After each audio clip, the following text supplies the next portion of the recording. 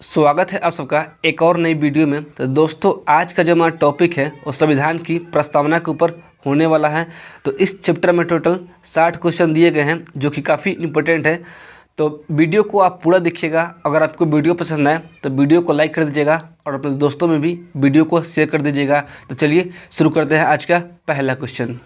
First question कहता है कि भारतीय संविधान के किस भाग को उसकी आत्मा की आख्या प्रदान की गई है? तो प्रस्तावना को। अगला क्वेश्चन कहता है कि संविधान निर्माताओं ने किस पर विशेष ध्यान दिया था? तो प्रस्तावना पर। भारत में जनप्रिय संप्रभुता है क्योंकि भारत के संविधान की प्रस्तावना शुरू होती है इन शब्दों से। तो कौन सा शब्द है? तो हम भारत के लोग। भारत को गणतंत्र क्यों कहा जाता है? क्योंकि यहाँ राज्य का जो प्रमुख है वो निर्धारित अवधि के लिए ही निर्वाचित होता है। भारत है एक धर्मनिरपेक्ष राष्ट्र। 6 नंबर क्वेश्चन कहता है कि धर्मनिरपेक्ष राष्ट्र का अर्थ क्या होता है? तो राज्य सरकार द्वारा किसी धर्म को स्वीकार न करना। भारत एक धर्मनिरपेक्ष राष्ट्र है, इसका मतलब है कि भारतीय राज्य किसी निश्चित धर्म को समर्थन नहीं करता है। गणतंत्र होता है राज्य जहाँ पर अध्यक्ष वंशानुगत रूप से न हो। निम्नलिखित में से वे दो शब्द कौन से हैं जिसका समावेशन 42वें संविधान संशोधन द्वारा संविधान की उद्देशिका में किया गया था? तो समाजवादी और धर्मनिरपेक्ष। अगला क्वेश्चन नंबर 10 कहता है कि भारतीय संविधान की प्रस्तावना में भारत को किस रूप में घोषित किया गया है? तो समाजवादी, धर्मनिरपेक्ष, प्रजातांत्रिक गणराज्य के रूप में घोषित किया गया है। भारत एक गणतंत्र है, इसका अर्थ है भारत में वंशानुगत शासन नहीं है। अगला क्वेश्चन नंबर 12 कहता है कि निम्नलिखित में से कौन सा शब्द भारत की संविधान की उद्देशिका में नहीं है? तो इसका जो राइट आंसर होगा ऑप्शन नंबर डी हो जाएगा, लोक कल्याण भारत की उद्देशिका में नहीं है। कल्याणकारी राज्य का उद्देश्य है कि कमज़ोर वर्गों के कल्याण का प्रबंध कराना। भारत को एक गणराज्य मुख्य रूप से माना जाता है क्योंकि इसका राज्य अध्यक्ष का चुनाव होता है। भारतीय संविधान की प्रस्तावना के सिलसिले में निम्नलिखित में से कौन सा क्रम सही है? तो सार्वभौम, सत्ता संपन्न, समाजवादी, धर्मनिरपेक्ष, जनवादी और गणतंत्र। ऑप्शन नंबर डी इसका राइट आंसर हो जाएगा। अगला क्वेश्चन कहता है कि संविधान की प्रस्तावना में प्रयुक्त शब्द जो सेक्युलर है इसका अर्थ क्या है? तो सभी नागरिकों को धर्म एवं उपासना की स्वतंत्रता। शब्द धर्मनिरपेक्ष भारत के संविधान की प्रस्तावना में जोड़ा गया था, इसके विषय में निम्नलिखित में से कौन सा कथन सही है? तो यह वर्ष 1976 में जोड़ा गया था और यह 42वें संविधान संशोधन द्वारा जोड़ा गया था। तो इसका जो राइट आंसर होगा ऑप्शन नंबर बी हो जाएगा। भारतीय संविधान की प्रस्तावना में लिखित हम भारत के लोग से क्या अर्थ निकलता है? तो संविधान का निर्माण भारत की जनता द्वारा हुआ है। समाजवाद का अर्थ है सामाजिक न्याय।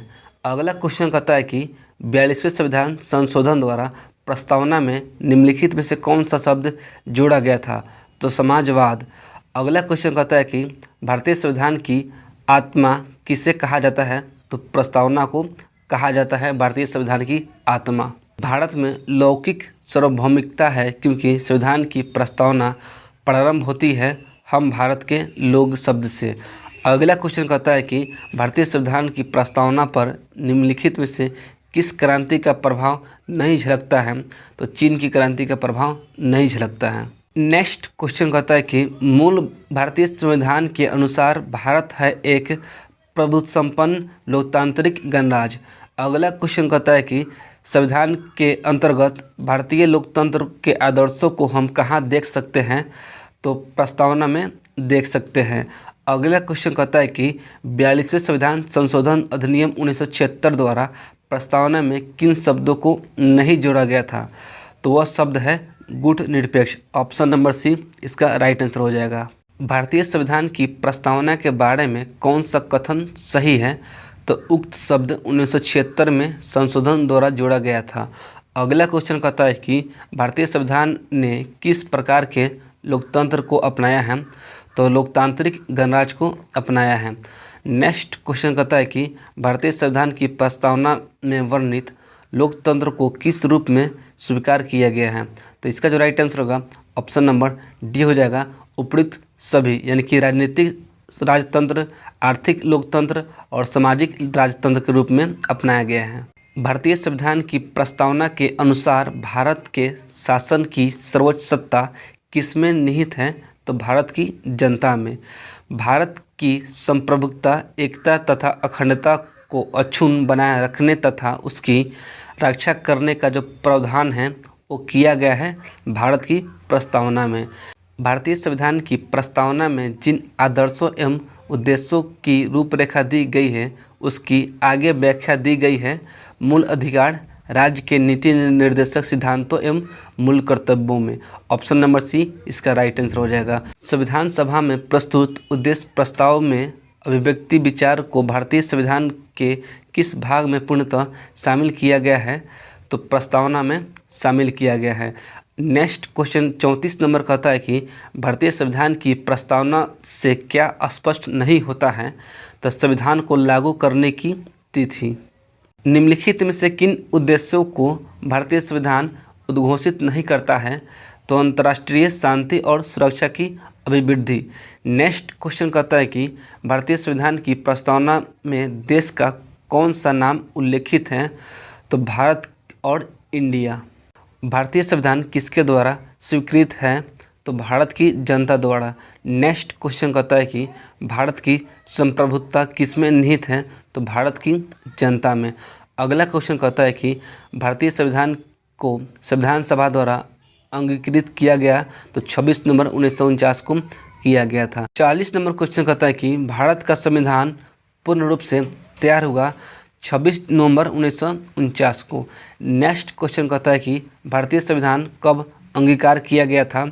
तो 26 नवंबर 1949 को। नेक्स्ट क्वेश्चन नंबर 42 कहता है कि निम्नलिखित में से किस तिथि को भारतीय संविधान लागू किया गया था। तो 26 जनवरी 1950 को लागू किया गया था। किस वर्ष भारत एक प्रभुत्व संपन्न प्रजातांत्रिक गणराज्य बना। तो 1950 में। नेक्स्ट क्वेश्चन कहता है कि संविधान के उद्देशिका यानी कि प्रस्तावना का संशोधन कितनी बार किया गया है। तो एक बार प्रस्तावना में संशोधन किया गया है। नेक्स्ट क्वेश्चन कहता है कि भारत में संविधान की प्रस्तावना में प्रथम संशोधन किस वर्ष किया गया था। तो प्रथम संशोधन जो है 1976 में किया गया था। संविधान की प्रस्तावना सभी भारतीय नागरिकों को निम्न में से कौन सा एक उपलब्ध कराने के लिए बाध्य नहीं है। तो पूंजा की समानता। नेक्स्ट क्वेश्चन कहता है कि 26 नवंबर 1949 को अंगीकृत भारतीय संविधान की प्रस्तावना में शब्द शामिल नहीं थे। तो कौन सा शब्द शामिल नहीं थे। तो गणराज्य शब्द जो है वो शामिल नहीं था। समाजवादी, पथनिरपेक्ष और अखंडता शब्द को जोड़ा गया था। तो इसका जो राइट आंसर होगा ऑप्शन नंबर ए हो जाएगा। भारतीय संविधान की उद्देशिका में परिवर्तन किस संशोधन अधिनियम में किया गया था। तो 42वां संविधान संशोधन अधिनियम 1976 में किया गया था। 50 नंबर क्वेश्चन कहता है कि संविधान की उद्देशिका के संबंध में निम्न स्थानों पर विचार कीजिए और दिए गए कूट की सहायता से सही उत्तर का चयन कीजिए। तो इसका जो राइट आंसर होगा ऑप्शन नंबर बी हो जाएगा कि कथन 1, 2 और 4 सही है। नेक्स्ट क्वेश्चन कहता है कि प्रस्तावना का वह प्रावधान जो सभी व्यस्त नागरिकों को मतदान का अधिकार प्रदान करता है कहलाता है समाजवाद। भारत के संविधान की प्रस्तावना में समाजवादी और धर्मनिरपेक्ष शब्द को किस संशोधन द्वारा जोड़ा गया था। तो 42वें संविधान संशोधन द्वारा जोड़ा गया था। नेक्स्ट क्वेश्चन कहता है कि भारतीय संविधान लागू हुआ था। तो भारतीय संविधान जो है लागू हुआ था 26 जनवरी 1950 को।